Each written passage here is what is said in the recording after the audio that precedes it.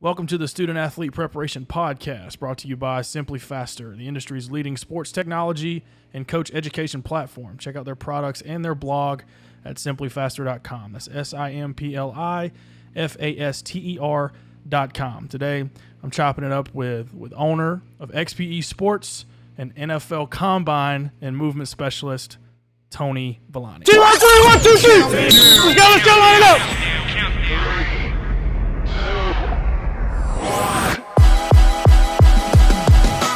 Welcome to the Student Athlete Preparation Podcast, hosted by high school strength and conditioning coach, Cody Hughes. This ain't your normal podcast, y'all. He's bringing real discussions about real strategies to improve the student athlete development and preparation process. New episodes every Friday with guests who are all about keeping it real.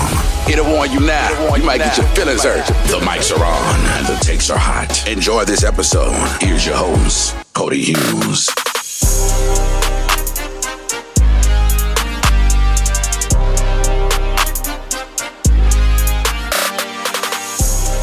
Coach Tony, how we doing, man? Welcome to the show. How you doing, Cody? Thank you. I feel like I'm in the WWE. You got lead-in music and everything. That's awesome. I got you, man. Yes, I like to make it entertaining, man. If it's not entertaining, I don't think people want to listen, even if the content's hot. So I hear you. It's good stuff. Well, I appreciate you coming on the show, man. You've been a pretty recommended guest from a lot of close friends of mine, where we've been going down the rabbit hole of how to win games, man, and how to prepare athletes to move better and solve problems, and where we're at as far as, figuring out how to give athletes the tools to solve problems and produce, because that's, at the end of the day, that's what we're here to do. So before we begin, Coach, I want you to give us a little background on who you are, where you came from, and how you got to where you're at today. I'm just a guy who didn't want a real job. I was good at like a lot of sports, but not great at any of them. I'm not like a genetic freak. People always thought I was faster than I was. I think it's because I didn't get tired. Probably should have stuck with soccer and played basketball instead. I got a little master's degree, and then was lucky enough to work with the Orlando Magic for like a year or two and learn stuff. Thought I wanted to play training basketball. Then I kind of got my start working for Hall of Fame receiver Chris Carter when he had a thing called Chris Carter's Fast Program. Worked for 3 years there and learned a lot. And then opened up my own business, XP, like 20 years ago. And it was all about speed and footwork back in the day.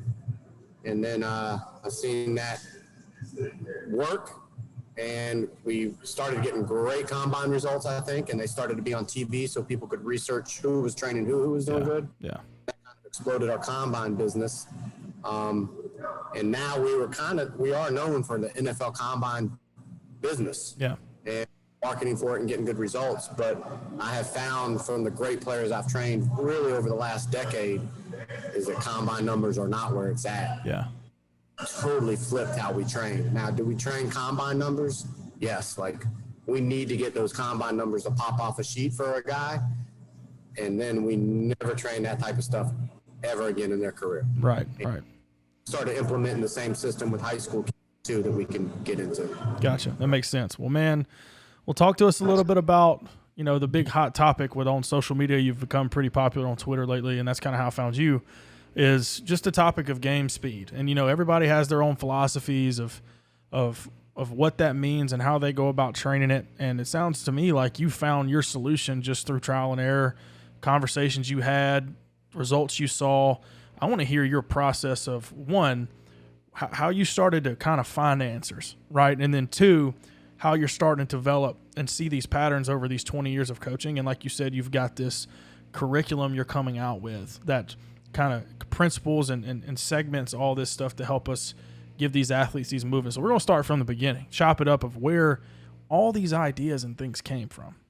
So what speed is stride length times stride frequency, but I was the one, I'm not the only one that said it, but a long time ago, I was like, it's just not length times frequency, because that's what your max speed is. Right. And speed is power and acceleration into length and frequency. Okay. So we started teaching track mechanics. I never ran track, but track mechanics to football players and deloading their legs and not cooking them in the weight room, and training power with their legs to accelerate and track mechanics to open up. And we started seeing 40-yard dash improvements of 2 to 3 tenths off the most elite guys in 8 weeks. and nobody believed we were getting. There's Kareem Jackson and E-Man Mosley. Kareem, say hi real quick. Kareem Jackson. What's up? How are you doing, Kareem?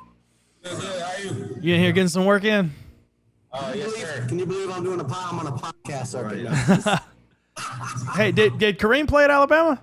Yeah, starting DB. That's what I thought. Yeah, my wife's a graduate from Alabama, big Bama fan, so that's cool, man. Like leaving with Kareem's class. So back in 2010, I had to move my business from Atlanta to Florida.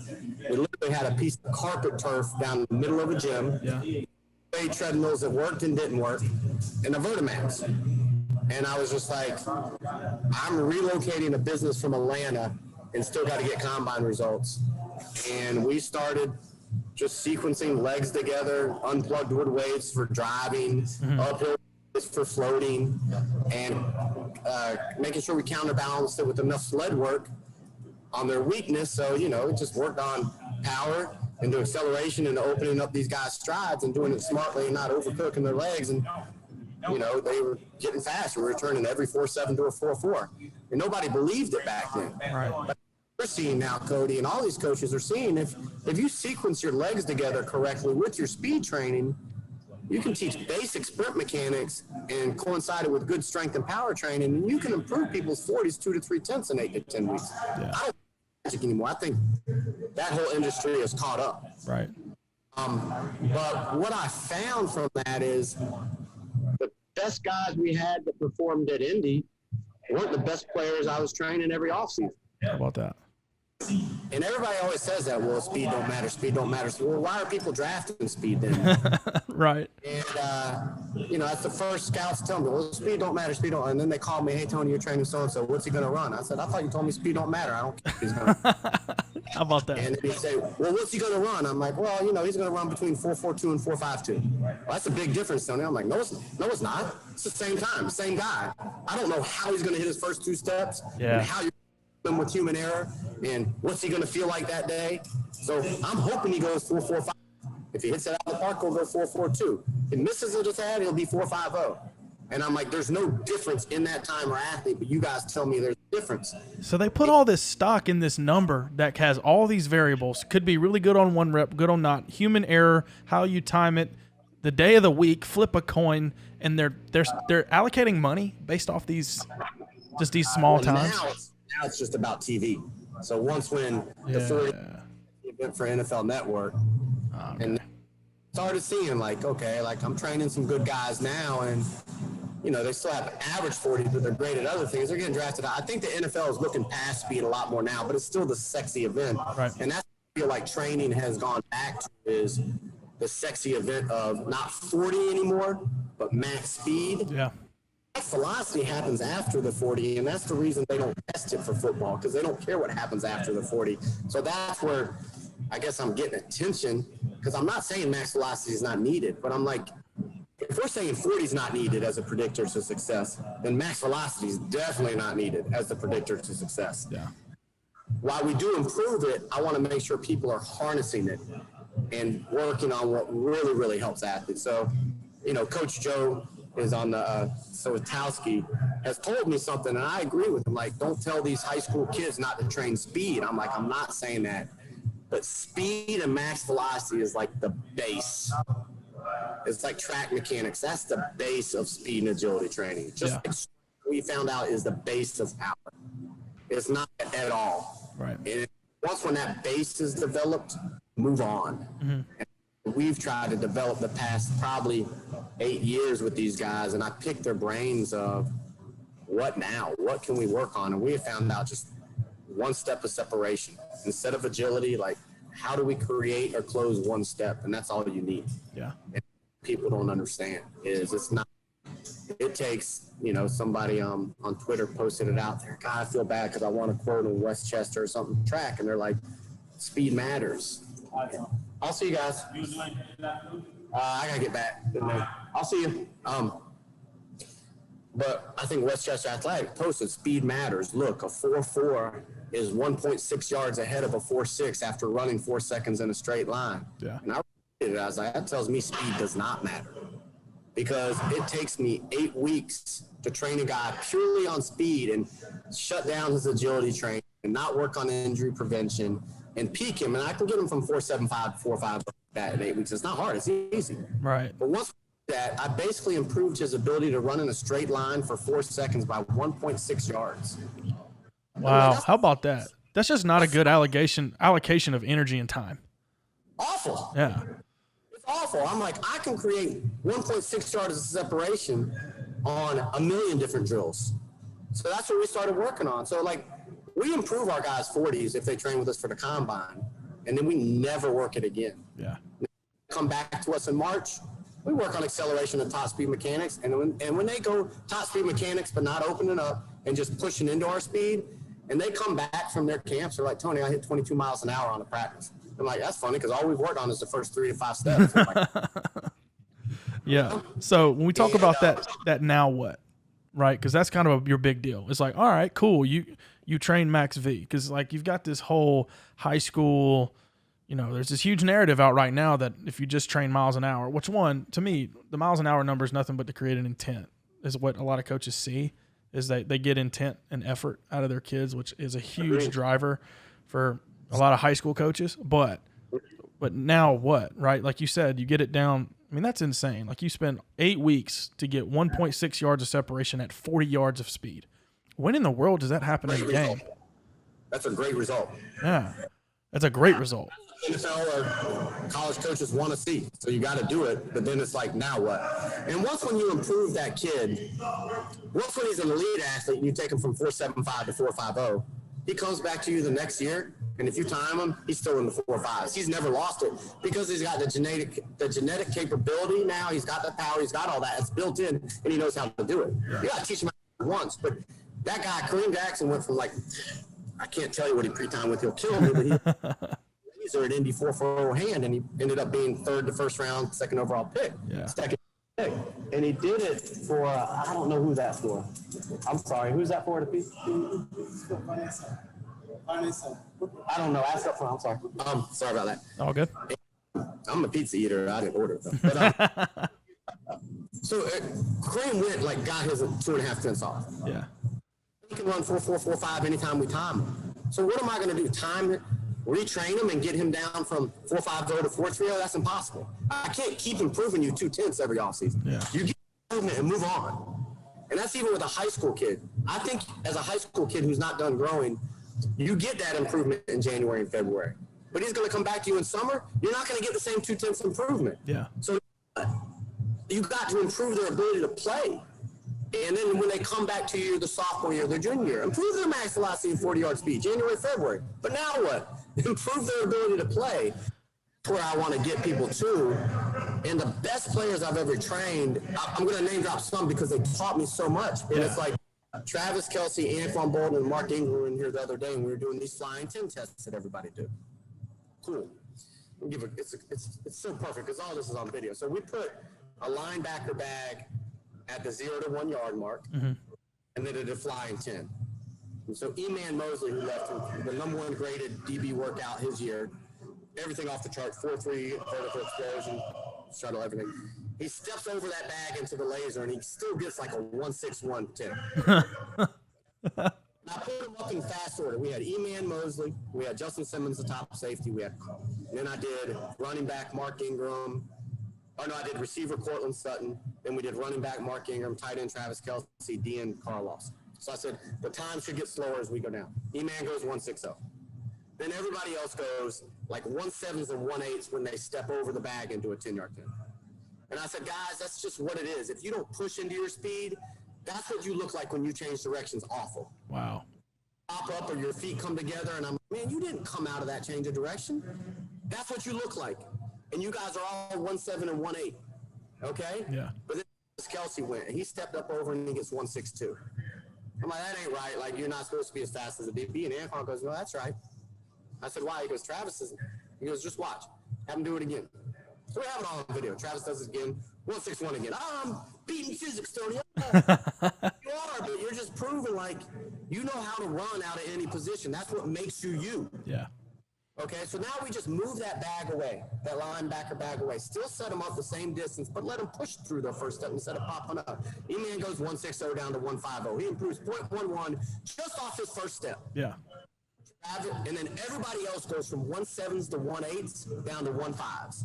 Improves 2 to 3 tenths of a second just off their one step. So I said, now you guys understand how I want you to start your run or change directions. Because when you change directions, you restart a run. And when you click together or pop up or dance in place, when you decide to change direction, that's as equal as like stepping over that bag. It's 2 to 3 tenths off. Yeah. And that 3 tenths off is not going to make up anything. So we did that with 1 yard, like that. And then we said, and then this is where the magic happened. So then we put like 5 yards in. This is our game speed. Most change of directions happen between yard 5 to 15 to 20 on the field. Okay. And you normally only get one chance to change directions. All my best players are like, if I change directions twice, I'm messed up. Yeah. You hear that from like a running back, you know, like one cut and get north or not, you finna get your head knocked off, right? Yes. That's all we've worked on with Mark Ingram. Now I can give stats on Mark Ingram. The best juke rate in the NFL.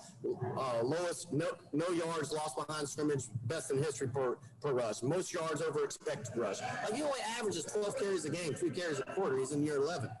And like he still hits it, but he's not because of his top speed. But anyway, so we can work game speed. Our game speed is 5 yards in, 10-yard flat. Okay, so now we go, all right, now I'm about to show you guys something else. Now we have Denzel Ward here who just started with this. Now he's a big buyer.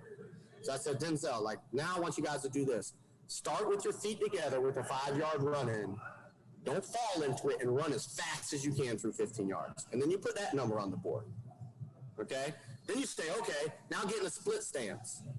And I don't want you to run 15. I just want you to explode 3 to 4 steps and coast.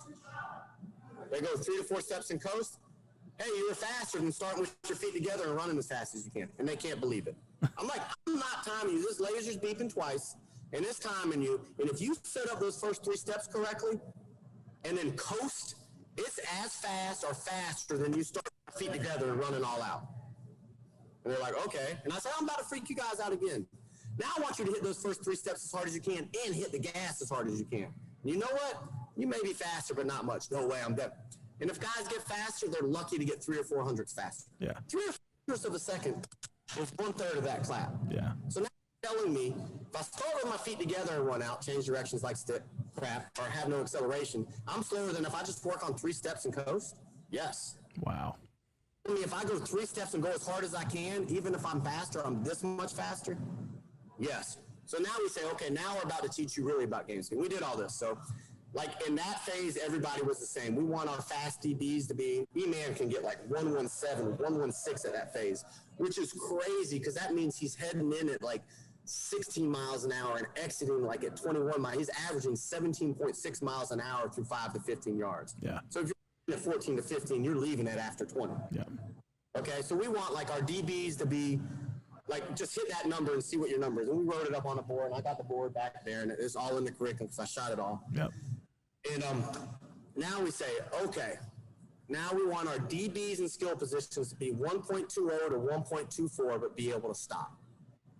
And we want our medium positions to be 1.24 to 1.28 and be able to stop. So when you say be able to stop, how do you measure that? Or what, do you just watch it? So, yeah, we try to say stop. So this is where it got interesting. The faster guys were stopping at about 8 yards past the 15-yard mark, right? Mm-hmm. And then Mark Ingram and Travis Kelce, in a younger Anquan Bolden would have done it, they would stop like at 4 yards. So okay? you're asking them to hit the brakes? Hit the brake. I say hit a good time, but hit the brakes. So if you hit a bad time, Yeah. You stopped good, but you weren't at a good game. So it's not as hard to slow down. Yes. Right. So, but now what you've taught them is if I explode 3 steps and coast, I'm honestly almost as fast as me hitting the gas, but now I can stop. Yeah. Them to hit the gas and they stop 8 to 12 yards away. We tell them to hit the first part and coast and try to stop, and the laser time is almost the same, but they can stop between 4 to 8 yards. Ooh, that's a big deal in football, though. Now you're good players, so like it was funny because all my guys were stopping 6 to 8 yards down there. Mark Ingram and Travis Kelce went up there. They hit their game speeds of 1.28 to 1.30. Travis actually hit a 1.36, which isn't good, but stopped like on a dime 2 yards out. Yeah.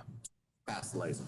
And I said, Travis, that was great stop, but you didn't hit a good game speed. You were 1.36. So it's like, all right, cool. You know, so let's go again. Fast guys are getting 1.20 to 1.24 and putting on the brakes. They're getting 6 to 8 yards. Mark Ingram goes again. He gets 1.28. Now he can get hit at 1.22 flying through there, but he's 1.28 when he was, and he's stopping like at 4 yards. But when Mark stops, he like hits a move and is breaking like it's amazing. Mm-hmm. So Travis goes again, and Anquan Bolden goes, watch. I guess they planned it. Travis comes through there, 5 yards, about at the 7 to 8 yard part of the 10-yard fly. He hits this big hezzy step. He looks at me and smiles, and then breaks again at 2 yards. And it was faster than he ran before. And it was like 1.34. Wow. Crazy. And Anquan's like, it's not crazy. Travis can't be fast. He can't be fast. But he can do that and run the same speed as him looking like he's running. And that's what it is the appearance of speed. So I went back up to that board, guys. I said, I put 6 people up here on the board, but we've timed about 20 people today. I'm circling the 2 slowest guys in their game speed zone. Shoop, shoop. And the one guy I'm pointing to, Anquan, would have been the slowest if he was in yard 10. If he was healthy, like he's just older. I said, these 3 guys would be our slowest guys. I said, who are they? Anquan Bolden, Travis Kelce, and Mark Ingram. Who has the most Pro Bowls in this room, guys? Anquan Bolden and Mark Ingram. Yeah. How many Pro Bowls are in this room beside them? Not many. So you idiots, slow the F down and brakes. Because you can get to an adequate speed on that field, but if you can't harness that speed and change directions, Travis Kelce and Mark Ingram are running 500 slower than you guys, but they're able to stop 5 yards sooner than you. Is pushing 500s of speed worth 5 yards? No. Right. That's overrunning the play. That's a receiver not being able to run a route. That's a running back not being able to set up the next level. So we have a whole game speed curriculum where we're like, let's see what your flying speed is. Yeah.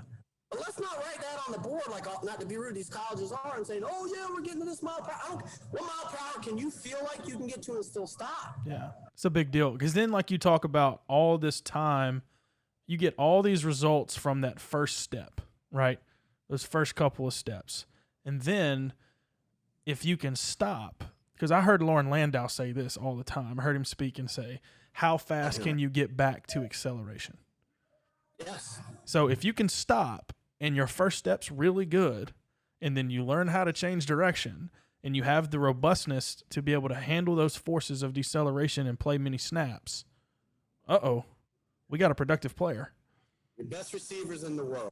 I'm lucky enough to be really associated with 5 of them that have the 15 most catches in NFL history. Hines Ward is 15. Not a speed guy. Okay? Chris Carter's way up there. Not a speed guy. Larry Fitzgerald never trained, but my business partner did. We trained the same way. Not a speed guy. Anquan Bolden's up there. Not a speed guy. The other one I trained, Randy Moss, is a speed guy. Yeah. Randy Moss is like 15. He didn't have the longest career as other. The 2 tight ends on that list are Gonzalez and Jason Witten. Not speed guys. Terrell Owens is on that list. Not a speed guy. Like, there's no speed guys. Because once when their speed starts to drop, when you're genetically 26 to 29, you got to get open. Yeah. And that's what, like, we had the whole curriculum, like, it's in 3 levels and stuff, but, like, we do teach max velocity, and we do teach people how to get fast, but now what? Yeah. So there's so many more drills to learn to control your speed and how to set up brakes than there ever is on speed. Once you learn speed, it's simple. Like, I'm not knocking speed. I'm just saying it's simple. It's done. I want people to use their own speed curriculum. I'll tell you many good speed trainers. Right. You speed curriculum, but now what? Like, you can't go speed and then go drop them off on your position coach. Because you think the position coach knows how to really coach your position? A lot of times they don't. It's the position coach just coaching space and awareness and where to be. Sometimes the position coach knows how to coach positions, but you know what? If you're a strength and conditioning coach and you get an athlete bigger in that weight room and more powerful and faster, you just hand-delivered a worse athlete to a position coach. He can't change directions as good.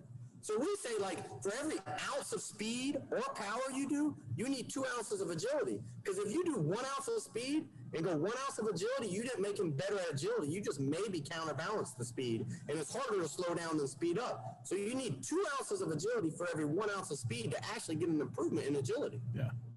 So that's what we mean with our game speed. And we trained, I don't want to name the kid, but we trained the kid at this top college, and I had him timed on his game speed at 1.30, 5 yards into 10.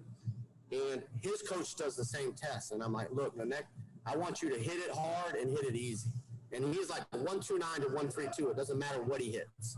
Like if he goes all out through there, he's like sometimes 129, sometimes 132. Right. If he his first 3 steps and coast at a good game speed, I call it, he's at 129 to 132. So then I saw his college coast post, a 5-yard drop in, 10-yard fly, and he was like 8th fastest, and it was 130. So I text him, I say, hey, that's about what we had you at. I said, did you feel like you were running? He's like, nah, I was just going smooth. I'm like, cool. He's like, because if I go harder, I'm not going to be faster. I'm like, you're right. There's some 122s and 124s in there and a few 128s. You're like the 8th fastest. You're a linebacker. That's pretty good. You know what his coach did the next week on the team? A curved run. You know who was number 1? That guy that spent 3 weeks with us. Why? Because he had game speed. Yeah. On a curved run with him, but he knew how to run at a controlled speed. So the other guys that were faster than him running in the straight line, once when they started to curve, weren't as fast as him. So I believe in all that curved running. Like that's part of game speed. Yeah. Cool, man. I think that's going to be a huge tool. And I want to hear more of because now let's back it down to like the rudimentary level of like us high school coaches. Because a lot of these kids need to learn these skills, right? And I know everybody, if you don't know the difference between, you got to learn the skill of change of direction and deceleration before you can be good in agility, which comes from an outside stimulus, right? But how do we, how do you teach the skill from like a change of direction skill wise? And I know this is probably all part of the curriculum, right? Mm-hmm. And into when you go from change of direction work into more agility work, do you do them both kind of simultaneously in different parts of the plan? Because or do you know what I'm saying? Like I want to hear how you. The speed gain is our focus, and they're not close to a season. So if they're training for a combine, or if it's a football team in February, speed and power are our focus. Okay. So we sequence their legs together with their speed training on Monday and Thursday. Mm-hmm. So we don't overcook them because those are big days. Monday, Thursday, Tuesday, Friday, we go through drills to harness speed but don't get their legs tired. Like what? Like working crossovers, working setup foot positions, working back pedals, like basic stuff, but like basic stuff that pros don't even know how to do. Like, so for example, we'll teach guys how to attack routes like a wide receiver. You're lacrosse, soccer, whatever. You're going to learn from the best receivers how to run forward and attack angles. Mm-hmm. So work on that, but easy, because to attack 45, your feet come apart and you go to 45. To attack 90, to attack it, you roll to 90 and run it out. Or you get sit on and break to 90, or you go wide base crossover to 90. So that's like, you got to teach them that. And then to go to 135, well, that's when if you're a receiver, you decelerate, break, plant, stick tight because you got to threaten. But if you're a defensive player, you just sit in your wide base crossover and come back like you're doing a combine shuttle. And then the worst way to do all those drills is when you dance in place at it. That means like I have no anticipation for body awareness, no foot placement, no deceleration, and I spun in place to change direction. So we'll let them play with that so they feel how bad it is, because that's what you see 80% of the people on Instagram doing. But like we make our athletes feel it. And I'll show them, didn't that look quick? Didn't that look quick? Yeah, it looked quick. Now watch it. Boom, I'm gone. Yeah. Okay? So that's what I mean by just teaching. We're not doing agility at all full speed. It's just programming it because we're trying to cook their legs on Monday, Thursday, and get speed gains with them. Mm-hmm. We program it. So, and we do use the ladder for that, but we use the ladder on a small scale, like 5 boxes. And we make sure the ladder is setting up the correct footwork for them in the beginning so they can come out correctly.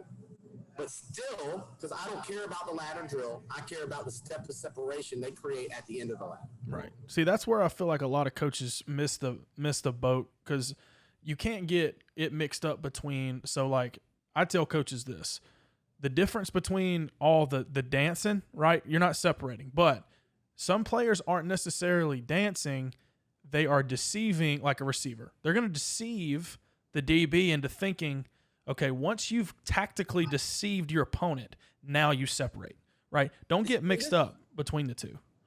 And this is where you guys that I follow are so much better than everybody, because you, like, okay, I'm going to say it honestly, and it's not to be rude, it's a compliment. They think because you guys are high school strength coaches that you're not at an elite level. And the guys that I have talked to are on an elite level of training, because you get that. And that's what, like, our curriculum is trying to get people to think. Yeah. You guys think, like, because... But people do it different. So Anquan Bolden doesn't dance. he's running through you.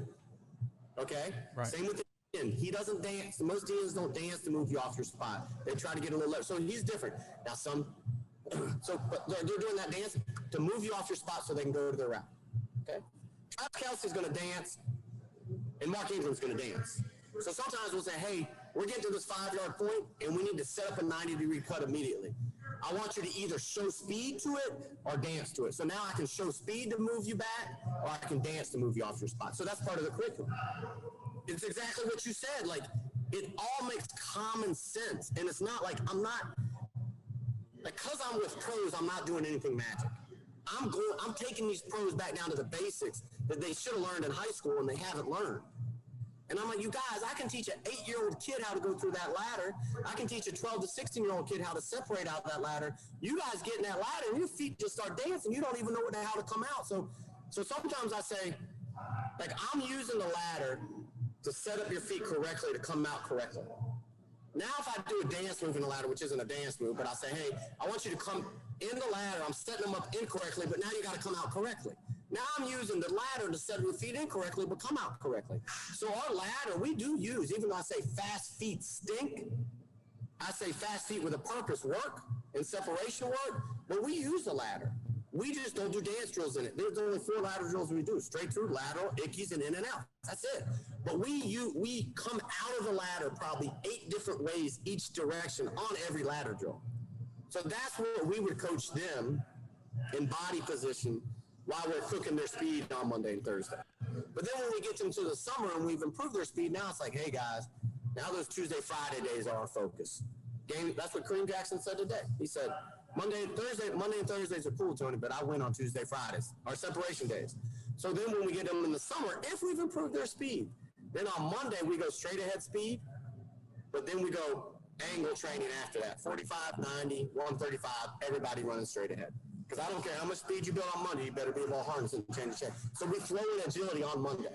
And then Tuesday's all agility, lateral movement, setting outside, inside edge, and all that. So now we've got our 2 ounces of agility for every 1 ounce of speed. Mm-hmm. And that Wednesday, we take some time off, box and cardio, pool, workout, make sure you get your upper body in, make your legs rested, whatever. Then Thursday, okay, now let's work on explosive speed, not, an acceleration. But after that, let's maybe work on some outside, inside leverage for everybody. So then on Friday, we can go position specific because DB's still got to work on coming out of the back pedal. Receivers still got to work on the dreaded 135-degree cut because the comeback, right? 35, they got to really set it up. And they're the only players that really do that cut. So they're going to work extra that on Fridays. O-linemen are going to go back to really setting a wide base and fighting and setting jabs and crosses with their legs. Linebackers are going to work with running backs and how to shadow. So then Friday can be a position-specific day because they've all worked on how to set up attacking straight ahead. They've all worked on laterally shifting. So then on Friday, agility day, we can go back to, position-specific. I call it position-specific point of attack training. And every strength and conditioning coach, and I'm working with a Power 5 team, I don't want to say, and sure, every position coach should be able to do that. And it's easy. Let me ask you this. So, because, everybody wants to complain about strength coaches not getting paid, right? Or their value's not that high. At least in our industry, they do. Yeah. If a strength coach can learn how to uphold this curriculum into a football staff and get down and start linking together on how to solve a problem and help these position coaches, all right, let me take what position, space awareness, how it fits in scheme, right? What their job is in order to win as a team. Now let's talk about the movement skills on how to do these things. The strength coach's value are going to go through the roof, man. We've already done that. I don't know Matt Ray. Okay, everyone knows the story. Who knows him? Right. He got to start at University of Indiana football. Why? A Power 5 team wouldn't hire him, I guess. Why? He was putting out great research way before he was at Alabama. Yeah. He was at Alabama, and everybody's listening to it. Okay? But what is he now? He's not a strength and conditioning coach. Now he's a scientist. He is. Yeah. Ted Rath was and I know him, he was at the LA Rams. They got a SHREDmill, tried it. We went out there for a week. I loved it because I knew Sean McVay, so Sean McVay brought me out there. And I met with Ted, and Ted's like, what do you think of the program? I'm like, Ted, you have a plan and a system. I can't look at your stuff one day and tell you, I would do this and you're not doing that. You've got a system. I can see you're setting stuff up. And we shared ideas, but Ted Rath was ahead of trying to start to do position training in with agility training and monitoring speeds. And you know where Ted Rath is now? He's a sports science director with the Philadelphia Eagles. Yeah. He's not a strength and conditioning coach anymore. So I think like it does just, they won't call them strength and conditioning coaches anymore. They're sports scientists, you know? Yeah. But there will be a better value, but colleges have jumped into the value of the strength and conditioning coaches. High schools haven't yet, I guess, in your sector, but I think they will, because the most important part of a high school program's entire athletic department is that strength and conditioning coach that has their hands and eyes on every athlete. Yeah, it's coming along, man. It really is. It's jumping off the roof. You know, our organization, the NHSSCA, National High School Strength Coaches Association, man, it's an organization that's really pushing this hard and trying to educate administrators and school boards and coaches, because, you know, in the South, man, in Alabama, the high school football coach has more power than just about anybody but the superintendent, like, just to be honest. Yeah. And if they say, I need a strength coach, guess what?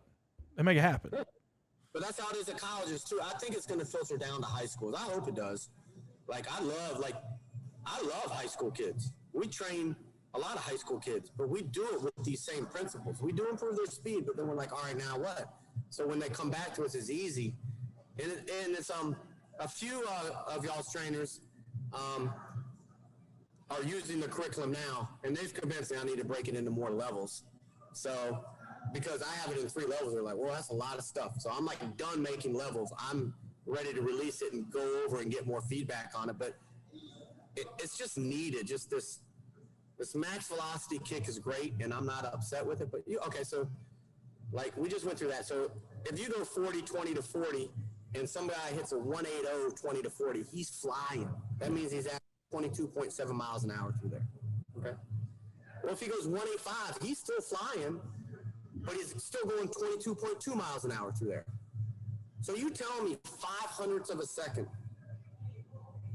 through that 20 yards and increasing my top speed by 0.5 of a second, but ruining all my change of direction capabilities when I do that is worth it.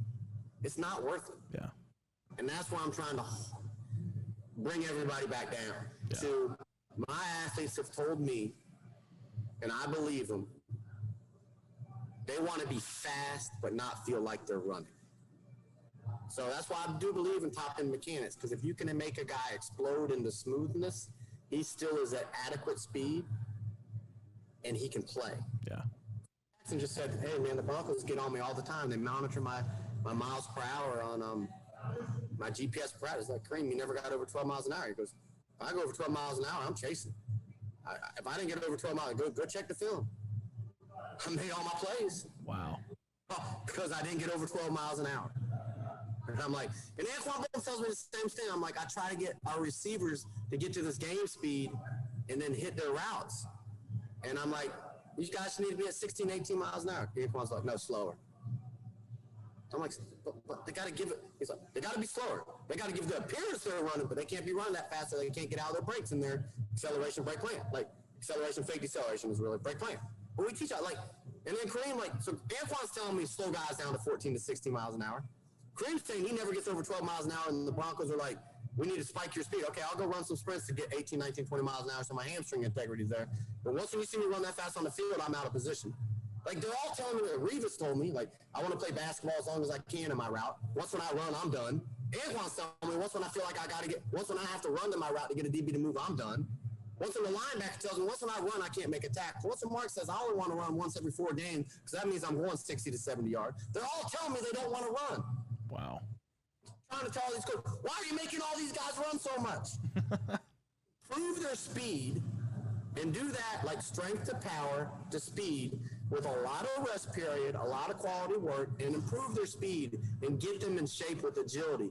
Quit getting them in shape with running them to death. I mean, Ray said, like, a lot of people believe in that now. But now you still got to get them in shape. So get them in shape with muscle memory drills that get them one step of separation. Yeah, it's the SAID principle, specificity, yes. Right? I mean, if you're gonna get in shape, shape is context. What shape? Circle, triangle, square? What do you mean? You know what I mean? Like, what shape are you talking about? Because who cares if you get in the shape of a 16-110 drill or a 300-yard shuttle drill? Yes, people have finally stopped doing that. So now they're overcooking speed, but you can't get in shape and run fast. I mean, that's hard by running. It's hard because you don't want to train speed on endurance legs. But what you can do is what's just simple. When you train agility, you should never be running at full speed anyway. When you train speed, you're running, even if you're not at maximal speed, you're at maximal effort. Maximal effort requires a lot of rest. That's just science, and everybody knows that. I'm not making this up. Right. Agility, we're learning you can't do agility correctly at high speeds because you can't change direction. So agility is that decreased intensity. You know you can do that for a longer time. You know what you can do that for? Improve your aerobic capacity. So it's just getting people to use science and what we already know to change their thoughts of training. And like Bruce Lee says, you know, I don't master 1,000 kicks. I master one kick 1,000 times. And that's what, like, this Alabama running back coach, Coach Burns, is the man, and now he's at New York Giants. And he was watching me train Ingram, and we went to Alabama one time. Big thanks to Coach Cochran for letting me there. And Coach Cochran is amazing. I wish he wouldn't have got out of strength and conditioning because he's the man. Because all this stuff went into max speed stuff. And now he's probably making more as a coach, but, like, he has it right. Build that strength and power in the weight room. Don't get out of that. But just use it, transfer to agility outside, but back to the 1,000 kicks. Coach Burns said, you're mastering with Najee Harris and Mark Ingram just one kick. I'm like, no, I'm mastering how to get one step. I just want one step, okay? And if you get one step on someone, positions guard other positions. So there's never 0.3 of a second difference normally between positions. Like a fast high school receiver is 4.5, 4.4. A slow high school receiver is 4.7. Okay, like there's normally 2 to 3/10. Now, do they get faster when they go to college? Yes. Do they get faster when they go to pros? Yeah. The difference of speeds by positions just gets smaller as you get older, and then the separation becomes even greater emphasis. Right. But like 4.4s are chasing 4.7s. So if that 4.7 gets a step on a 4.4 and they take off and they're lucky enough to run in a straight line, it takes that 4.4 about 32 yards to close that one step. And if you don't believe it, I challenge every coach. This is what I do when we go train high school kids. I go ahead and take a D lineman, I put him one step ahead of the linebacker, I put him one step ahead of the DB. And I go down there and I stand 40 yards away. And I say, this is where they're all going to meet. And everybody else is like, no, that DB is going to catch this guy right here. And they don't. Yeah. So I say, defensive lineman, turn around. Ask the linebacker who's ready. Ask the DB if he's ready. You guys ready? Go.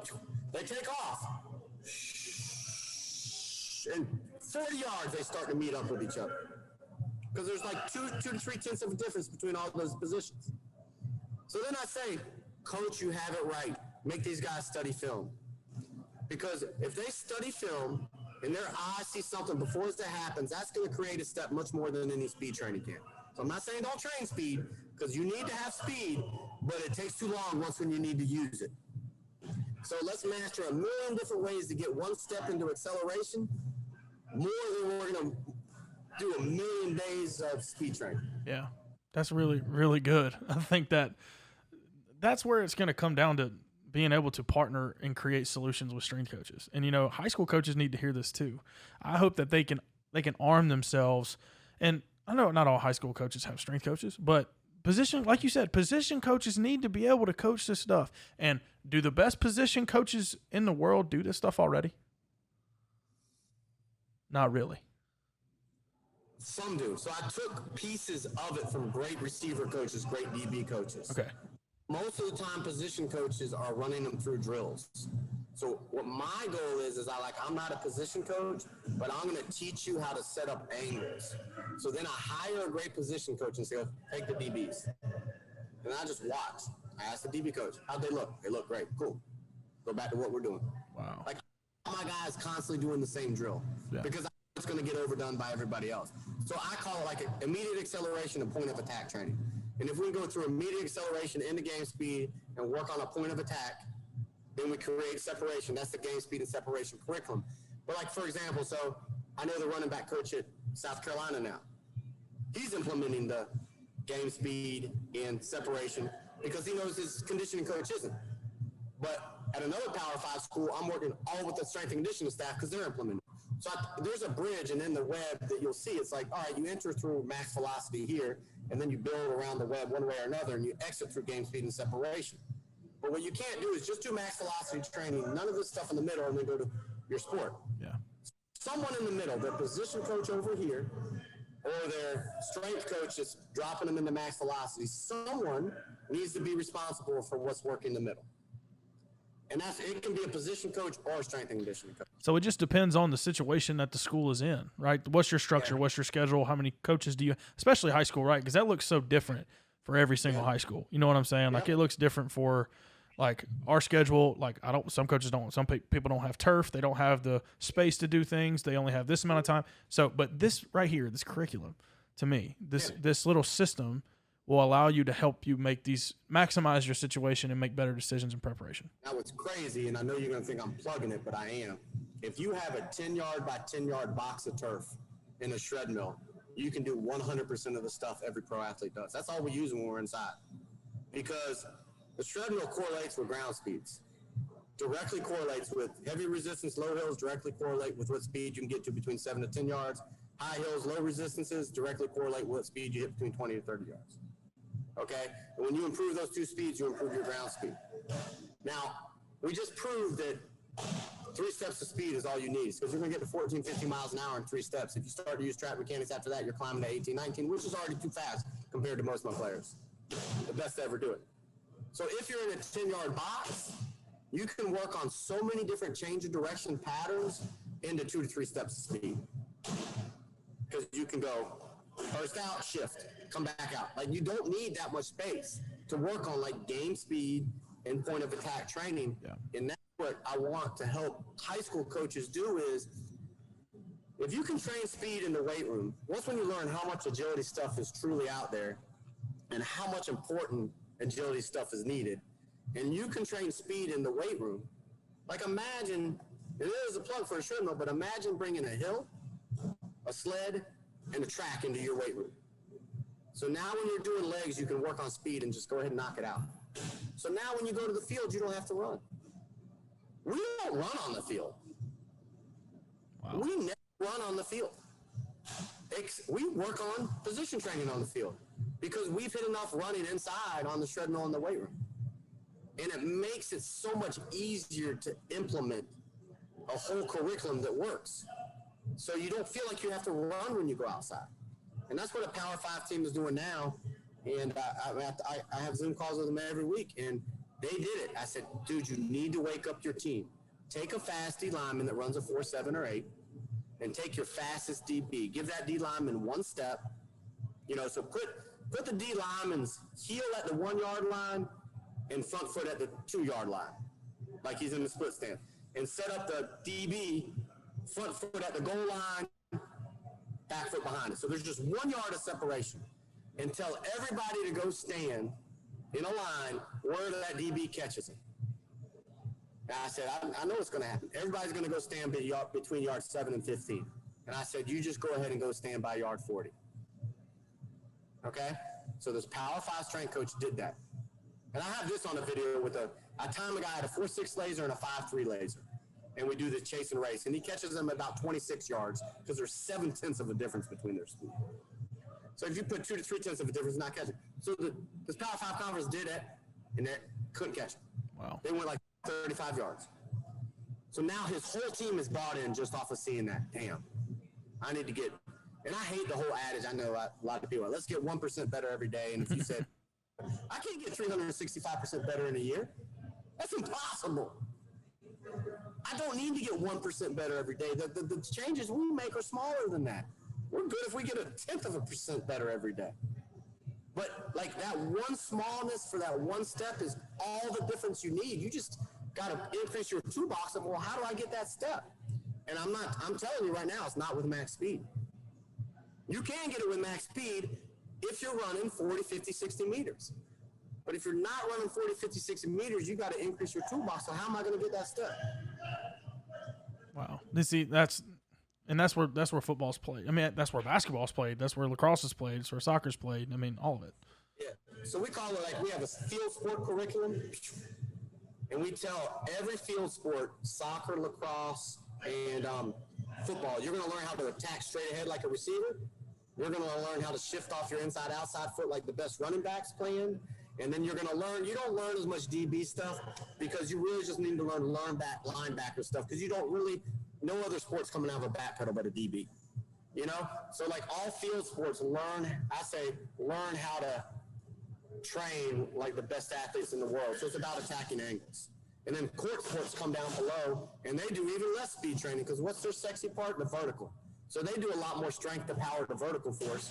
And we don't really care about changing the horizontal force. We got an NBA first round pick in here right now.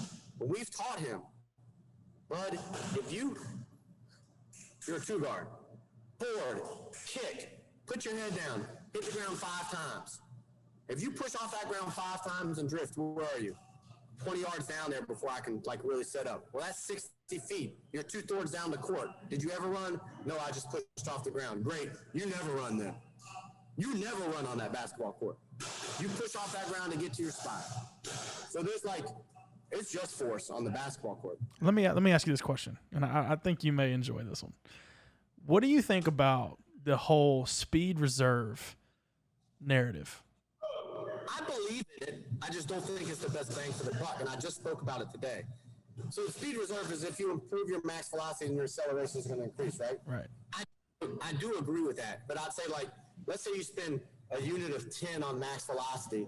I think that speed reserve is going to help your acceleration improve by a unit of 2. That's what I said today. But if you spend a unit of 10 on acceleration in the top speed, I think that max speed improves almost a damn near unit of 10. Wow.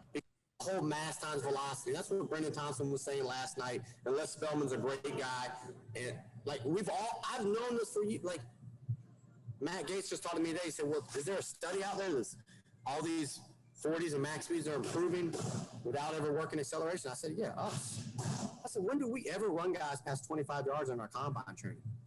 He's like, we don't, but we can't say that. I'm saying it.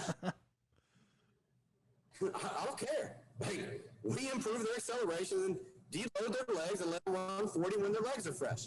We don't run past 40 yards one time in our combine training. Not one time do we run past 40 yards in our combine training. Once when their legs deload, we let them run past 25 yards. But we're spending all our time working on power in the weight room, horizontal force, power into the run, and opening up with sprint mechanics and maintaining our speed until we start to deload, and then we let them unleash. We don't want max velocity one time. He's like, yeah, you're right. So now you're going to have to ask people like Les, and I know his answer, but Les is a great max velocity guy, and I'm not knocking it. Like, I love Les. And I got a funny story about how me and him met, but it's great. Like, I love to see, like, he came into our facility 10 years ago in Delray when I was in the gym. And he was from Temple. He's a running back track guy. And he hung around for a week. And I saved his number as Les De La Temple. Les from Temple. And then I started following Les Spellman. I'm like, man, this young guy's got his stuff together. I meet him at the combine. I'm Les, man, I love your stuff. He's like, cool, Tony. I'm like, man, give me your number. I want to catch up. He gives me his number. I go on my phone. I call him later that night. I'm like, damn, that's the same Lester from Temple. I call him. I didn't realize you're the same Lester from 8 years ago. But, like, all he was talking to me about was 3 steps of speed. Like 3 steps of acceleration. And I'm like, that's all we're working on now, too. Now, he posts a lot of max velocity stuff, and I believe in it. But he believes in he posted it yesterday. If you improve their acceleration from 10 to 20, 0 to 10, 10 to 20, their 40-yard dash is going to improve greatly. Even if he said he went another level, even if you don't improve their max velocity. So when are they truly hitting their max velocity? 45 to 55 meters? So what do you truly need to improve in their 40? Their acceleration profile. So when you talk about increasing power, because like we were talking on Twitter the other day before we set up this meeting about like how we, like, you know, we talked about. I sent you this video, right? And like what I thought you thought about it, and you're like, all this ground and pound. Get in the weight room to be able to accept that force or be able to develop power. Talk to me a little bit about your approach in the weight room and how to make sure it doesn't take away from being able to produce on the field. Because that's another big topic is, like, we focus way too much in the weight room and not enough on these movement skills, but that doesn't mean the weight room's not important. weight room is so important. Once when you have so Mark Ingram now has the muscle memory. He's a perfect example. He has the muscle memory. Carl Lawson was awful 2 to 3 years ago. He has the muscle memory now. So I tell them, hey, we're not hitting the ladder drills and this repetitive. Like I'm working on with these guys getting it in their muscle memory. You need to go in the weight room and get healthy. When I say healthy, increase your power. Because now, if you have the muscle, I mean, you got to build the muscle memory first. Do you mean like when you say muscle memory? I just want to clarify, right? Is the movement options, the acquired skill of movement options, aware how to attack angles? Yes. Okay. Different. It's different. Like there's an exact right way to do it that a receiver does because he knows where he's going. Right. And then there's a running back does it when he's got to react super quick. And then there's a way a defensive player does it when he's got to go eyes, anticipation, body awareness, foot position. Now what position am I in? So there's ways. But once when you learn all those, we can throw anything at our guys and say, hey, I want you to hit this angle to this angle to this angle to this angle. And they'll look at me and go, okay, and they'll get it. Okay, you got it. Like, I don't need to rebound to go in the weight room because now when you put more force into that, you're going to be faster. And that's what we did with Mark Ingram this offseason because he wasn't healthy last offseason. And I said, Mark, I'm not, there was a lot of reasons he wasn't healthy last offseason. I don't want to talk about him. I said, Mark, you got to change around a little bit what you did last year. It didn't work. And we need to get back to what we know. And we did. And I told him, do your legs with me, okay? Because I know when to sequence them together, and we're going to focus on your legs this year, okay? Instead of doing your legs somewhere else. Do your legs with me. Let me work on your legs and take away some of this footwork stuff. Let me work on your legs and work on your stride length, which is your weakness, because I know your strength is your acceleration in footwork and in body position. So let me work on your weakness, what everybody should do. Weight room and striding out up the hill. So we did that with him for 4 weeks, after everybody went to camp, and he didn't. We did that for 4 weeks and never ran. And then we started hitting some game speed stuff, and he hit his career times. Split feet, he could run a 4.4. He can't run a 4.4. But on the game sheet splits, I'm like, Mark, when was the last time we ran? Tell everybody. I haven't been running this year. I was like, you know how to accelerate? Yep. You got more powerful? Yep. You feeling healthy? Yep. There you go. You unleashed your speed. And he didn't do it running. So you're exactly right. You need, and at the high school level, they do need, Coach Joe told me again, you got your web, cool. I got a tree trunk. That trunk is strength, maybe. Yes. Strength of trunk. Then you go out in branches, power and speed. And then those branches go up into agility and that's right. You need that strength base to build power. And you need that power for speed. But then if you've gotten good at that and you haven't worked on anything in those branches, you've got a worse athlete for agility. So you need that weight room, and that weight room makes every acceleration thing you do, top speed weights really don't help because it's all form and repeating your form. Mm-hmm. Weights help that acceleration, totally help that deceleration. But you can set up the weight room for drills. If you want to work acceleration in the weight room, good. Do a back lunge to high knee, right? All right, you want to work deceleration in the weight room, go front lunge to push back with dumbbells. Okay, you want to work on outside foot plant in the weight room. Drop that foot, sit on your side lunge, and step up on a box. You want to go inside foot crossover. Sit wide, sit over your inside foot, and pull it back. You can train those moves in the weight room so there's more buy-in in the weight room to transferring that to the field. Yeah, that's a really big deal of understanding how it all fits, because that's the part that's tough. And one of the things that really irks my nerves, Tony, is when people separate you build the engine, learn how to squat, lunge, hinge, push, pull, block. We'll take care of the skill side. There's a huge gap there, and these kids are getting hurt because we're not bridging the gap. And that, I've been in my business 20 years, and people are always like, did you ever run track? Absolutely not. Did you ever play football? Oh, no. Not a down, no pads, no helmet, ever on my life. And they're like, are you crazy? I'm like, I don't know. I just made up stuff and people listen. But you know what I made up 20 years ago? Is everybody started going to track coaches and calling them sports performance coaches. They did, because speed was so king. And I said, stop. If you go to a track, and it's the same thing we thought. If you go to a track, you've got you got a Ford Escort. You can go, or Honda Accord, whatever, Camry. You're right here. Now I go to back then it was bodybuilder. Get big and let's look at Hummer. Now let me go to a speed coach. Yeah, let's run on that track and be as fast as a Porsche. Wow. Now I just increased my size, increased my speed, but you know what I'm on? The same wheels, tires, and axles, because those are how I turn in my agility. Blowing ACLs all over the place. Yeah. That's why people started getting into deceleration and all that. Like, I knew that for years. I knew that, like, everyone, and that's what built my business is, like, guys, like, 20 years ago, stop track principles and quit lifting with bodybuilders. Okay? And I'm scared now. That's what we're going back to with this max velocity stuff. Is now you're back to track coaches building max velocity. Ray said it, and I don't know him, but he's like, I just looked at 1,000 campers, and I probably only fixed sprint mechanics on 20 or 30 of them was a tweet. Now you telling me now he's considered the best strength coach in the world. It looks at 1,000 high school kids, and he wouldn't fix but 20 sprint mechanics? Like 20 kids sprint mechanics? He's like, they have the adequate sprint base to now work on what he really believes power to speed. Like, so, like, I believe in sprint mechanics, but you only got to set time in the day. Like, you've got to get off of it. Like, our sprint mechanics is our warm-up. Cool, now we don't hit it. That's just us. It doesn't mean we're exactly right. It doesn't mean you have to do it our way. I don't believe in that. But, like, move on is my thought. Yeah. Now what? That's the whole thing in this episode that's been so great is now what? You know, and how do we climb that pyramid or that tree, the edge of those branches? Do you believe the edge of that branch or the top of that pyramid is agility? That's what separates the elite from the elite. Yes, because and this was Coach Joe's thing, like, hey, don't tell them to train speed because everybody's already fast in the NFL. I'm like, nah, you're wrong. Like, the best players I train in the NFL are the slowest. They're still 2 to 3 cents slower than the guys that they got drafted behind. But they're the best players. Like, so there's still that 2 to 3 cents difference of separation between them and the great guys at their position to get drafted. So it narrows. I think it narrows as you get higher, but there's still a big separation.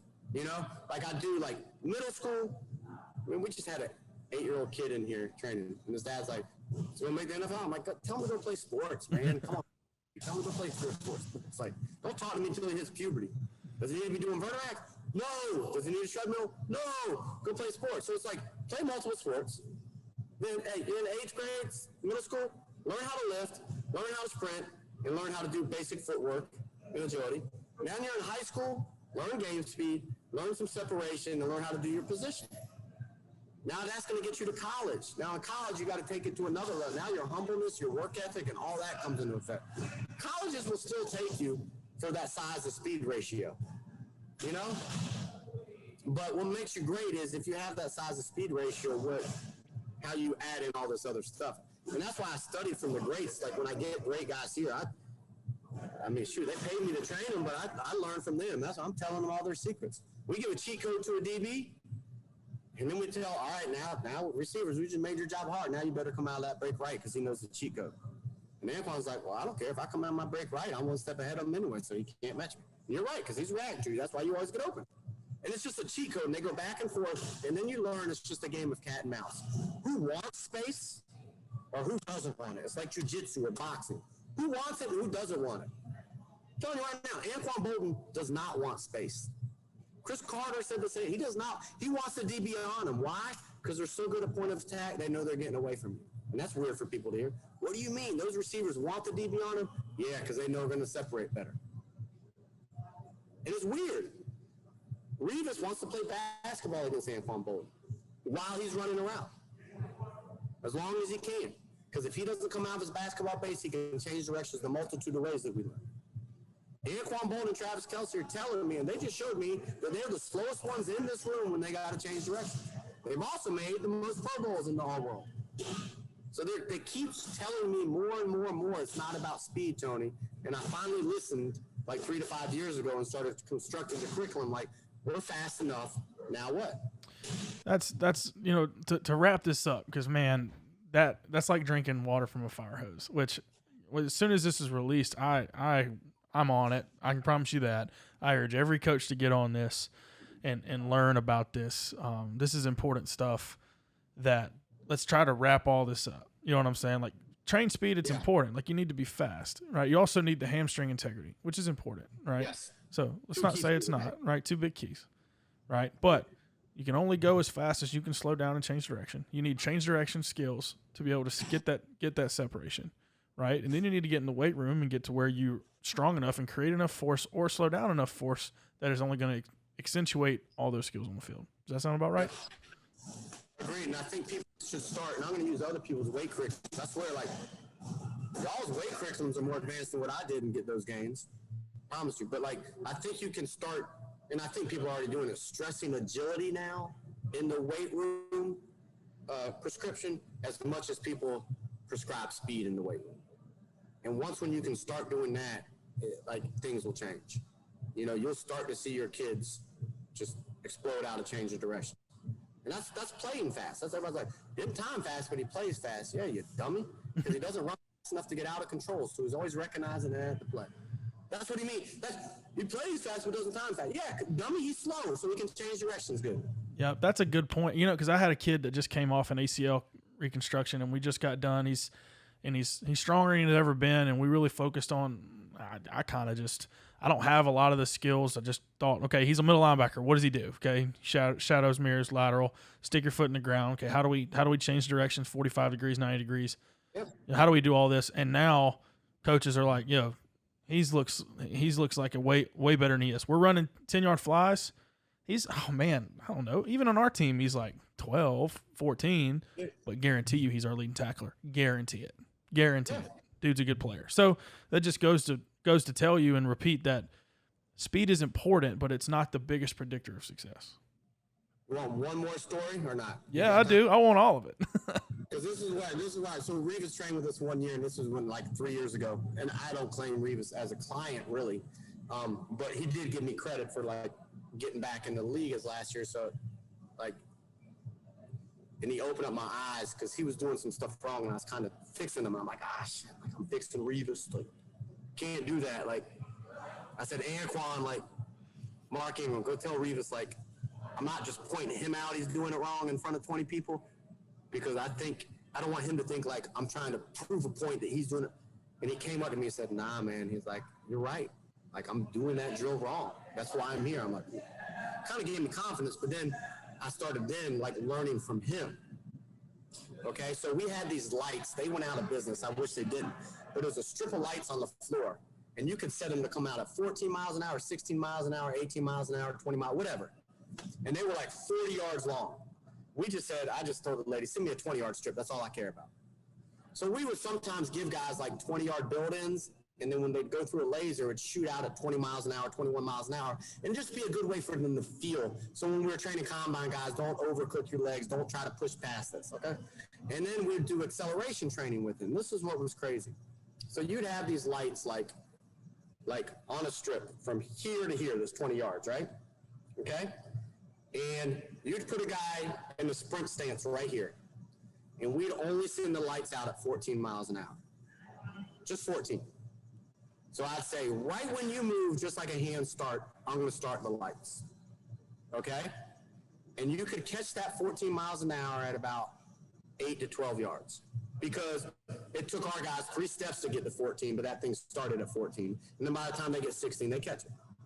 So I'm like, all right, if some little girl gets out on you, can only run top speed at 14 miles an hour, you're not going to catch her until you get 10 to 12 yards. I was like, wow, that sucks. What if that light's going 14, 16, 18, 19 like offensive linemen? Oh, crap, you never catch them. So that's what woke up my eyes. So then it got better. So then I said, let's take a step back from that line. And now we're going to start I'm going to start 14 miles an hour right when your right foot hits. So I'm giving you one step of anticipation into that light. You know when you catch that light? Right there at the first yard. Okay? So one step of anticipation was worth 8 to 10 yards when you have to catch someone. It's not one step behind, you're 10 yards behind. Now here's what's crazy. Now I said I'm going to start that light, and you got to react to it and catch it. It's further. It's only going 14 miles an hour. How many of my athletes caught it? Not one. Yeah. I'm like, Revis, you can't catch that thing? Like, I thought the DBs were quick go. When you start that light and they see it go, by the time they react, that light is 12 yards away. They can't catch it. So I'm like, oh my God, this gassy stuff is right. Like you better be in a good position to go when it goes or anticipate it, because if you react, you're effing dead. So that's what my eyes really woke up. I'm like, and that's what Revis and Mark Ingram, they all do. I react once on that field. If I have to react twice, I'm dead on a play. So we always say, like, if you react and come out wrong, do you ever get a chance to make it up down that play? No, you can't. You better go to the next play. Yeah. So we teach them to react, and we call it fast feet replace, just to feel how bad it feels. But then we teach them to attack in different ways. But the only way you can attack is with film study, eyes, education. Okay, because if I'm starting and I'm like, ooh, yeah, they're not going that way.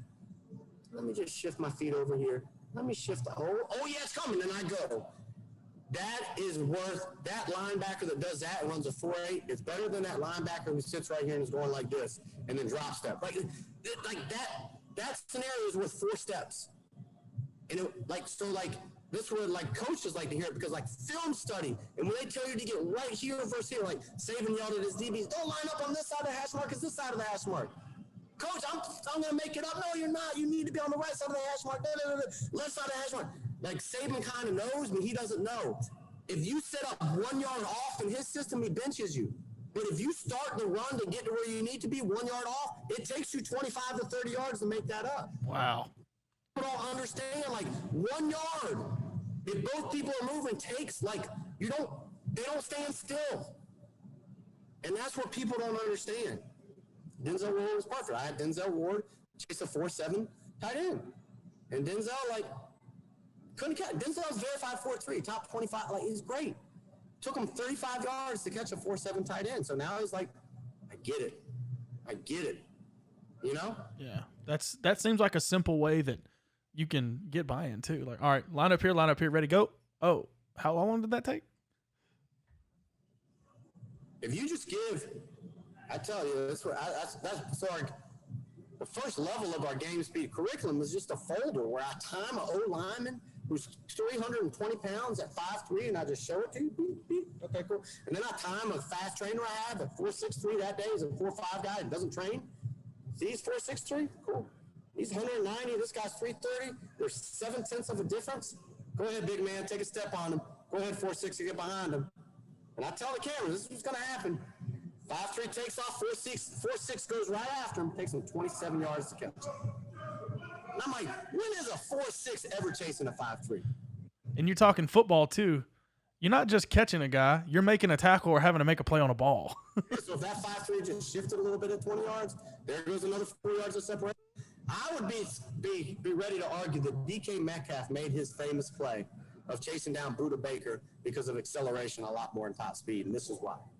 But I've got to get with one of those recruiting analytics services that can do it miles per hour. But Buda Baker comes out of the back pedal, does everything perfect, and breaks on the ball. So he breaks on the ball and he catches. He had no acceleration phase. Now, poor Buda Baker's got 95 yards to run with no acceleration phase. So by the time he gets caught, and I got a picture of it, Buda Baker's like this, running like this. And Metcalf's right behind him like this. Metcalf is still on the gas. Buda Baker's struggling. But if you go back and really look at that play, and I trained neither of them, but I went back and looked at their 40 speeds, and DK's a low 4.3, and Buda's still a 4.4. So I'm like, how did he make up that 1/10 of separation? Well, one, it was 90 yards run.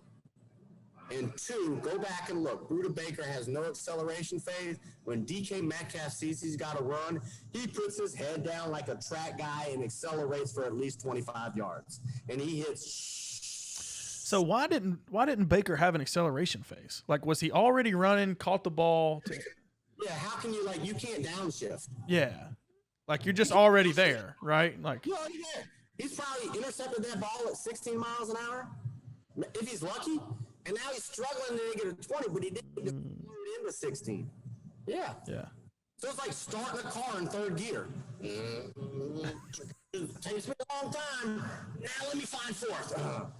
And Metcalf doesn't have gear 1. He didn't get in trap blocks, but he found gear 2. And then gear 3, and then gear 4. But famous play or not, 90 yards, that is an anomaly, man. That is not going to make a difference in your performance in the game in football. Now, it may have made a – how many times is that play going to make a difference in a game? No, it doesn't. But I argued with people like I still say it's more about acceleration than top speed. But I do understand Metcalf had higher top speed on that. Another one I put on video, like video analysis and picture analysis part of the curriculum. There's 2 linebackers right here. And they're running. This is a great one. This is a crappy one. And this is the high rate one. And it was Coach Bollinger. He's on Twitter. And it's like they're drifting like this to the play, and it's a reverse. And you see this guy's eyes cut on, and he sits wide. He sits wide, leveraged over his inside foot. This guy is a little higher, and he's on his outside foot. Okay? They're both like this. Boom. 2 different change of directions happen. This guy right, this guy wrong. Reverse happens. You know what happens just off this one position? This is what happens. And this guy they totally changed positions. Off of their change of direction setup. And everybody's going, oh, look at that speed to the ball. It wasn't made with that speed. It was made with his anticipation and change of directions. You see the 2 linebackers change directions right at the same time. This guy's on his outside foot and high, so he drops in place. This guy's over his inside foot and low, so he crosses over. And it's literally, there are 2 yards difference here, and they end 2 yards different the other way. That one different change of direction was 4 yards of separation. And it made that guy a great linebacker. Like, he got drafted. But that's what I mean about, like, eyes, anticipation, body awareness, foot placement. How do I come out? That's what we coach and cue all the time. Well, awesome, Tony. That was great, man. This is going to be a great episode. We could talk for 3 hours if we really wanted to. Yeah, I know. But man, I love you guys. So I like following you along, and I give a lot of thanks to you and Hoover and Bennett and Rich and Josh. So it's like you guys are like amazing. Like, you guys are good. Like, I don't think you guys understand how good you are when I compare you guys to other people in my private sector. Yeah. You know?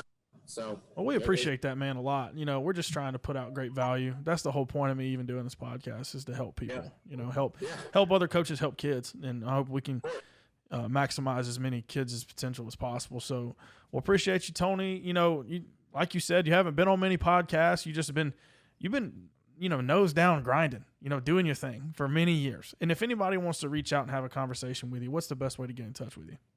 Probably email Villani, my last name, Billani @xbsports.com.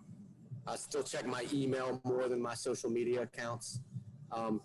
So that's probably the best way. And just, be on the lookout. And we always have trainers come down to our facility and just watch us train.